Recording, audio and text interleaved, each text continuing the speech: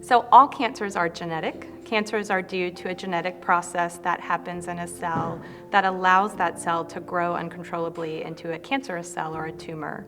But not all cancers are hereditary. Only about 10% of all cancer diagnoses are due to a hereditary reason.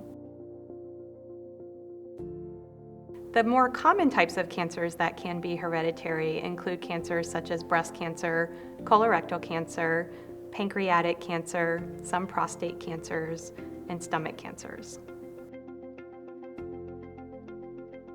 Different types of cancers can sometimes be due to a hereditary reason.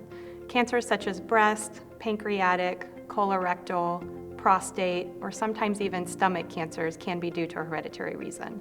We also know about 20 to 25% of ovarian cancers are due to a hereditary reason. While most cancers not hereditary, different diagnoses can make us more suspicious that there is a hereditary predisposition to cancer in a family. So genetic testing is either a blood test or a saliva sample that gets sent to a laboratory, and the lab is looking for changes or alterations in the genes that may increase an individual's risk for cancer. So all cancer is a genetic process, and it's actually due to what we call a mutation in a gene that lives in a cell.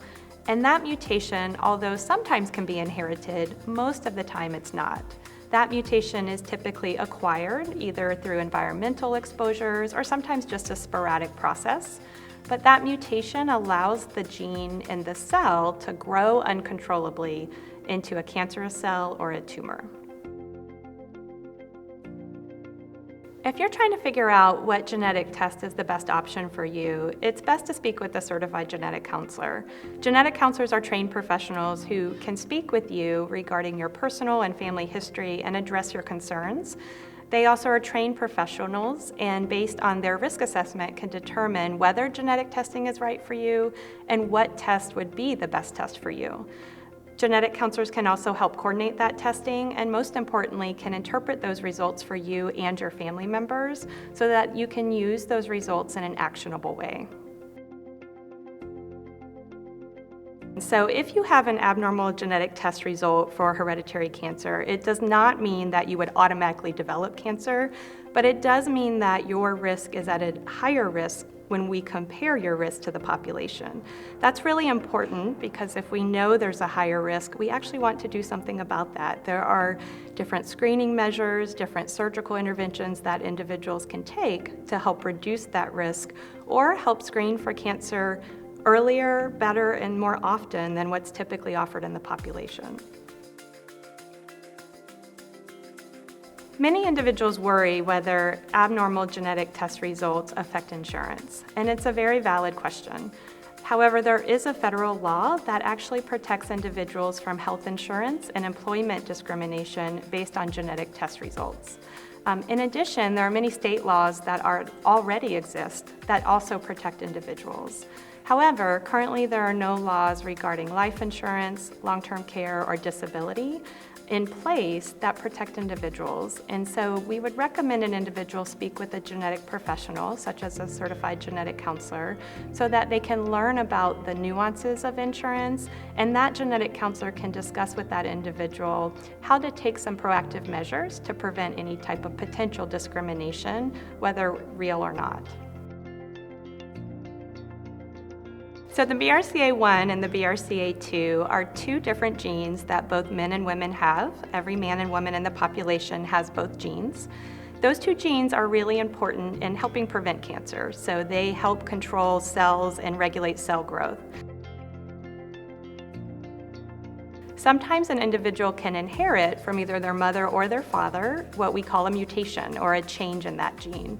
Having a mutation actually increases a woman's risk primarily for both breast and ovarian cancer. For men who have a mutation, it primarily increases the risk for breast and prostate cancers.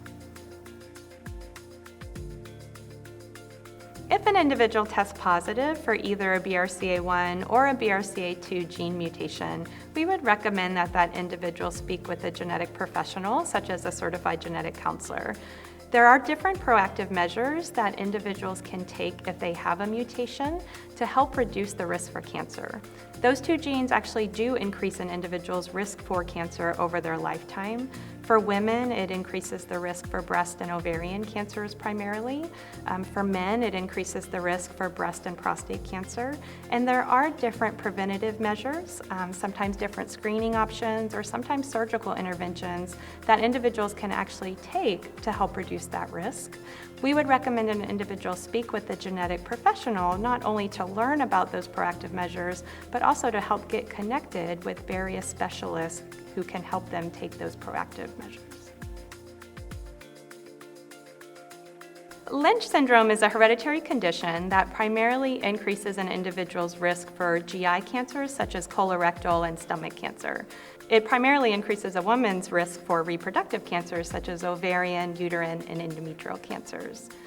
Lynch syndrome is inherited, and it's due to a mutation or an alteration in one of 5 different genes. And that mutation affects the way those gene works and increases one's risk. Having Lynch syndrome does not mean an individual would automatically develop cancer, but it does mean because they're at a higher risk, we want to take proactive measures to help prevent cancer or reduce the risk as much as possible.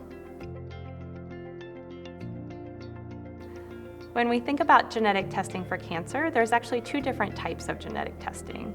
The first is what we call somatic, or some people refer to it as tumor testing. This type of testing is actually looking for mutations in the actual tumor cells, which can be valuable information for providers or treating clinicians to help determine what is the best treatment for that particular type of cancer. But that type of testing is not looking to see did someone inherit a predisposition to cancer. The second type of genetic testing that exists for cancer is what we call hereditary or germline genetic testing. And that type of testing is actually looking to determine, did an individual inherit or were they born with a genetic mutation or an alteration in a gene that may have explained the cancer diagnosis, but also tells us, is that individual at a higher risk for any other type of cancer? That information is also really valuable because if there is a hereditary predisposition to cancer, that information can be shared with family members to help determine who else in the family may have it and may be able to take preventative or proactive measures to help reduce cancer risk.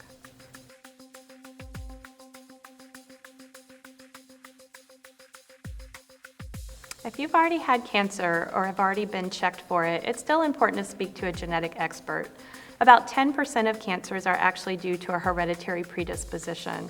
So genetic testing can not only help us determine possibly an explanation for the previous cancer diagnosis, but also can tell us, is that individual at higher risk for a second cancer, whether it's the same type, or potentially at a higher risk for a completely different type of cancer in a different organ system.